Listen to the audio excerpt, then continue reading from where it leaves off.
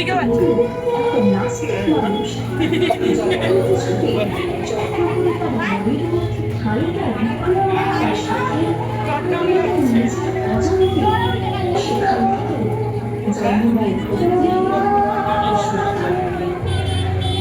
একটা জীব কত ভালোবাসার সাথে মুক্তকে ঠাঁই দেন তার গহ্বরে। এই ঠাঁই শব্দটার মধ্যে দিয়ে দুই পক্ষে পরস্পরের আদান প্রদান চিরকালের মতো চলতে থাকে।